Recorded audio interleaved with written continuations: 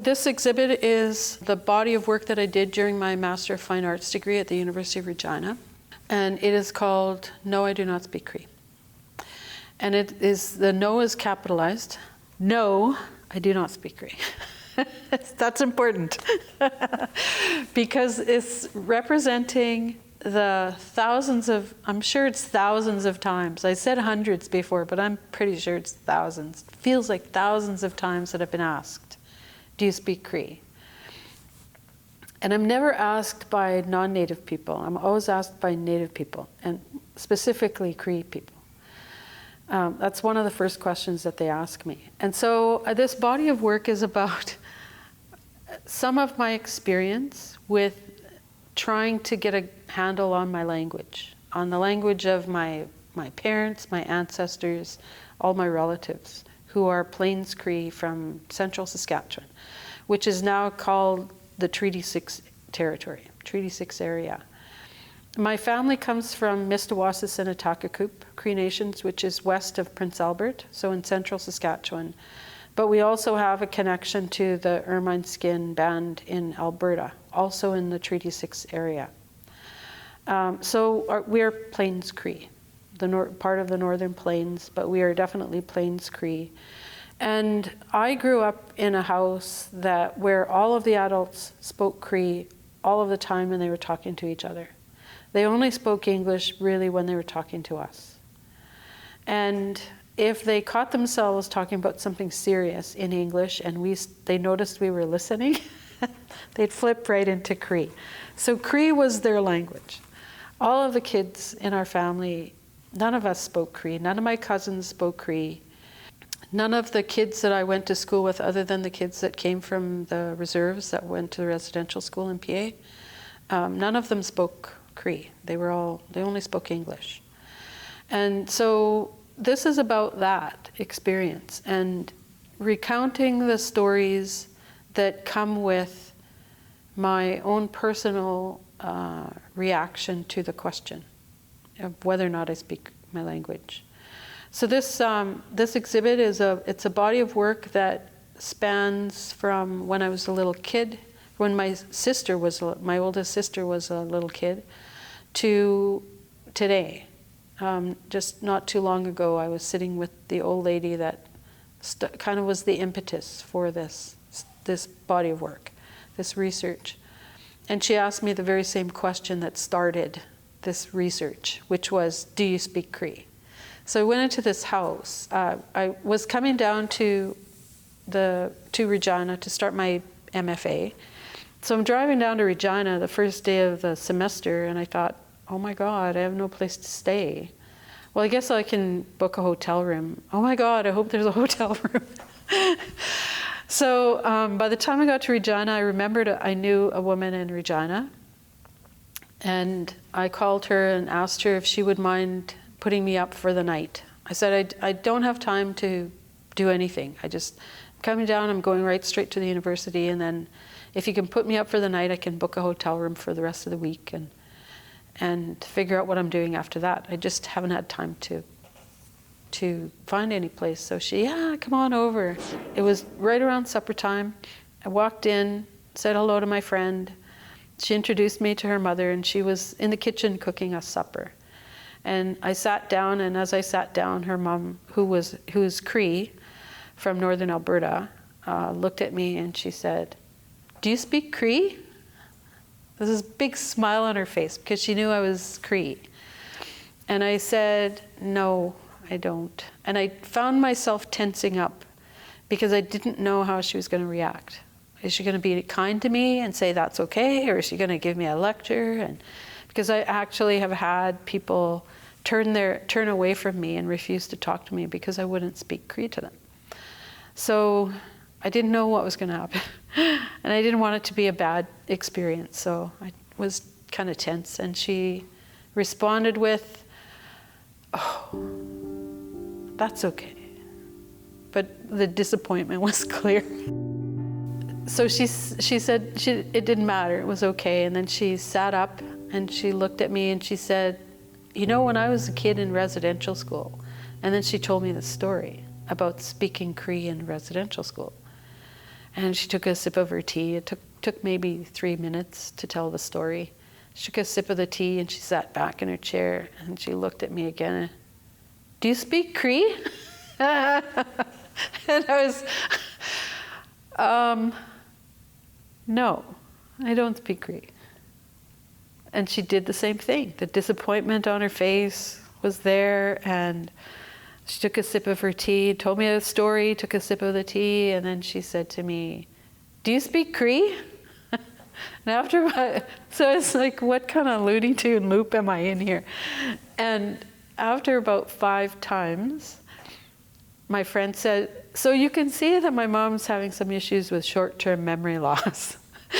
You're probably going to be asked that question a number of times yet for a number of days, so just be prepared. So what she would do is, as soon as there was a break, a lull in her mother's conversation, she would interject and we'd get talking about other things. But as soon as there was a moment, her mother would look at me and she'd say, do you speak Cree? With this big smile, hoping, right? Because she had never taught her kids how to speak Cree either, so she didn't have anyone to speak her language with. And she was in her late 70s. She's in her early 80s now. So this went on for days, turned into weeks. 5 weeks later, she finally stopped. And during that time is when I decided, okay, that's what I'm going to look at. I'm going to look at this issue about how I respond when people ask me if I don't speak Cree. I'm going to look at why don't we speak Cree. So that was the impetus for the body of work. It got me thinking about all of the times I'd been asked, and how every time I realized I would tense up and I'd be nervous because I didn't know how I was going to be treated by my own people. And I experienced the gamut of attitudes, from being kind, people being kind, oh, it's okay, I don't speak my language either, to being really cruel and, an elder turning their back and saying, I'm not speaking to you anymore because I don't speak Cree. Meanwhile, their daughter is standing beside me, who they also didn't teach Cree to, who doesn't speak Cree to her parents, but she was okay to speak to and I wasn't. I didn't know what that was about. So there's been some really hurtful times. So I created this painting about that weight, the weight of the question, the many times, not just the old lady asked me, but the many times that I was asked in my life. And how I never know what to expect. And I've always wondered, does it make you feel better that you're speaking Cree and I'm not? Do you think you're better than me? You're more Cree than me? Do I need Cree to survive? Clearly I don't. Do I have to, be able to speak Cree the way you want me to speak Cree? Because when I do say the words, you're right there correcting me and telling me I'm saying it wrong. Not helping, you're judging and shaming and doing all these things. And there have been times when I felt like I was the only person that was not able to speak my language, and I know that is not true. So as I was working this idea out and thinking about the questions and thinking about what if I could speak Cree, then I could teach my students how to say the words that they need to put in their artwork. Or I could tell my kids a really good joke in Cree and we'd all laugh like our parents laughed. And they laughed all the time. When they were speaking Cree, they were always laughing. There was so much laughter. And when we'd ask them, well, what did you say? What was so funny? Because we wanted to laugh too. They say, oh, well, it doesn't sound the same in English. And that was it. We didn't get any more than that. So as I was working through this and I started thinking about different experiences that came up, I started looking at how to create this work. And my first painting was a diptych. It's 2 pieces that I call the phone call. And in the first painting, it's my silhouette, and the canvas is full of text bubbles. And it's a conversation between me and my son. Both my sons are chefs. And when they would create new menus, they would want to use Cree words. So they'd phone me and ask me, how do you say this? I was like, I don't know. I don't speak Cree. And, well, how do you say this? Did we even have that? How do you say creme fraiche? Did we even have cream? It's like, I don't think so. We didn't have cattle, so we didn't have cream. And as far as I know, nobody went out milking moose or deer. So I don't think we had cream. So we'd have these crazy conversations. But at the core of it was my mother, their grandmother. I just kept saying, call Grandma. Your grandma will know. Call Grandma. Yeah, Grandma would know that. She'd know if we had this or not. She'd know how to say it. And so she was the center of that conversation.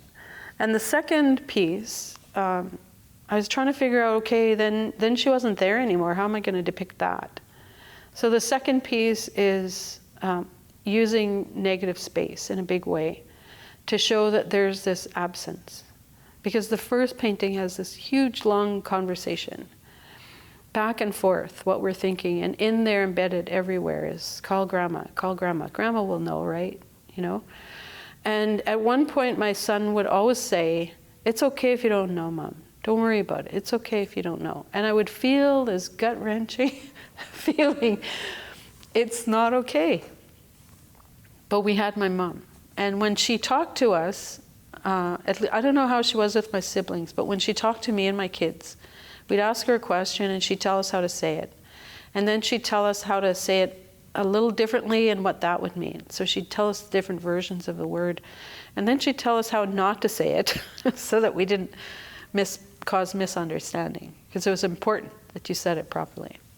And so the second painting was about after she passed away, because all of a sudden she wasn't there. She collapsed, and within 5 minutes there was no brain activity or little brain activity, and by the end of the day she had passed away.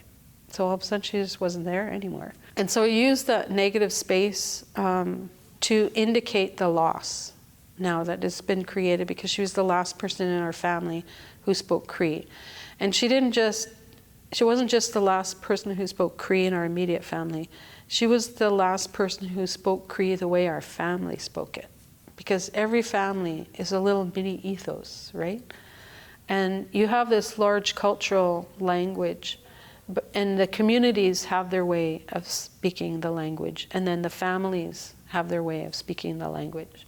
And so we lost that when she passed away. And so the conversation, my son called me about a year after, and I know you don't know the words, but I thought I'd ask anyway, and had this same conversation. And so that second conversation, when he said, it's okay if you don't know, it had even deeper meaning. And so as I was creating these pieces, and I'd painted myself in the first painting, and I thought there was something about it didn't sit well with me, because I had already decided that I wanted this work to be based in social realism. And social realism in art is about creating a work that transcends being just about the artist painting it or making it. And it's about something that others have experienced. Others in your family, others in your community, others in the world have experienced, and they can relate to it. And so it's not just speaking about your truth, it's speaking about other people's truth as well. And language loss is a major issue. And so I had decided that's the approach that I wanted to take, but painting myself in just didn't feel right. So I took a break and came back, and I had painted in the shadow. Whenever I paint I just kind of sketch in with my paintbrush the basic outline of whatever it is I'm painting, and then I fill it in. And I had painted in my silhouette. And I came back, and there's one painting had the detail and the other had the silhouette, and I thought it needed the silhouette, so I painted out the detail. And at that point, I started using only the silhouette, because I wanted people to look at the work and see themselves in those spaces. So it's me in the work, it's my story, but it's a story that other people can relate to. And it's had a huge impact. I also wanted the figure to be the prominent elements, and I wanted the grays. So I wanted a gray. So I did a gray, but it was just looked like a blobby shape.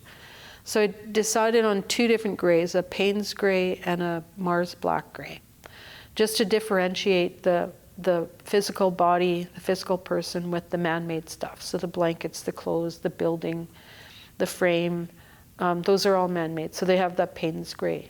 And I maintained that same color throughout. I mixed the colors and got the same color throughout all of my paintings. And then they needed a background, so I wanted those grays to stand out, and I decided to use a very subtle pastel color. And the colors themselves have no meaning. The background colors they have no meaning. They're just a means to emphasize the grays, the figures that I think are important. And so there's no cultural significance to which is kind of a funny thing, because a lot of people will come in and they'll just assume that they're the 4 directions, or that they have cultural meaning or spiritual or ceremonial meaning, and they don't. They're just a color. Because the story is the object, the content. It's not that negative space. And so made those decisions and started working on it. And the phone call, actually people started coming into my studio and looking at it and were responding.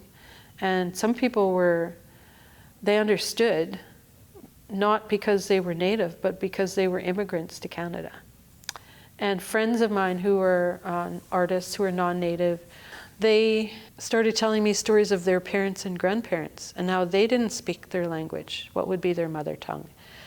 And the issues of what their parents and grandparents experienced were very similar to what my sister experienced. And it started me thinking about how it wasn't just us.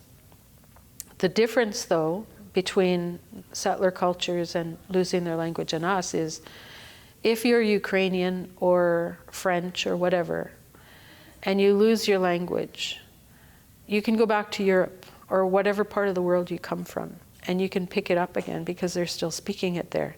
If we lose our language here, it's gone forever. So that, to me, is more imperative.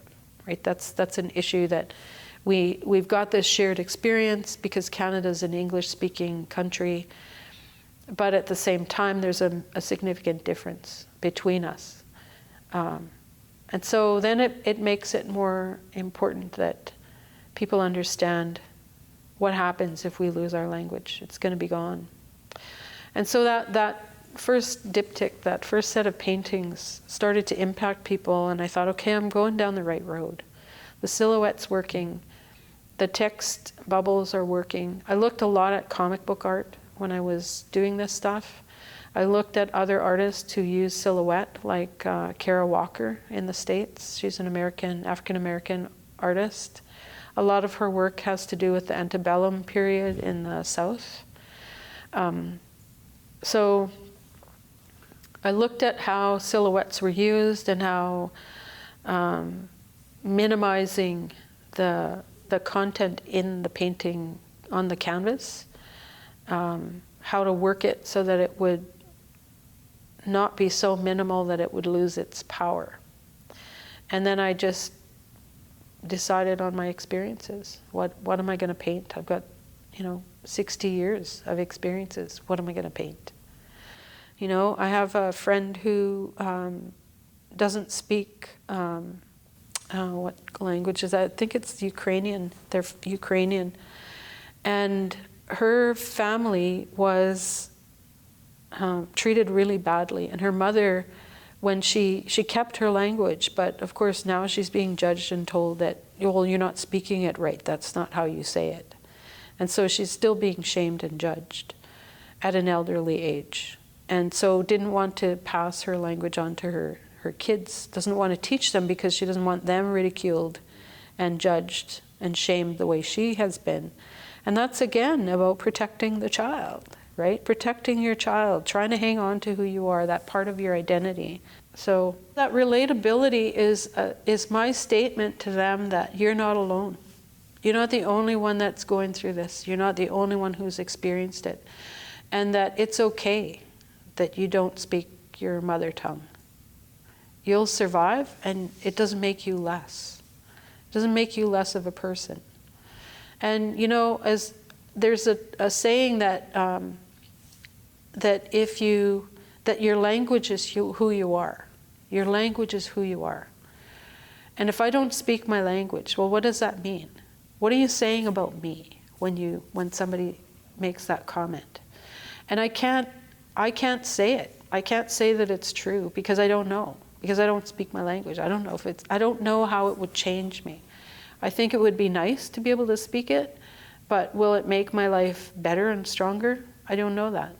It's not just us that's experienced that. It's anybody who's immigrated to Canada that is from a country that is not England or that is not speaking English. And that's England, period. And even in England, the Gaelic languages are being lost. I had a professor talk about her experience. The phone call were the first two pieces that they saw in one of my crits. And she said, I know exactly what that's about. That's me and my mom with Gaelic. I don't know anything about Gaelic. I can't learn it. Doesn't matter how hard I try. I just can't get a handle on it. And so she could relate. So I think that's what's important to me. And that is the impact of social realism in art. It's about transcending just the artist, and it's about bringing people together with this common story.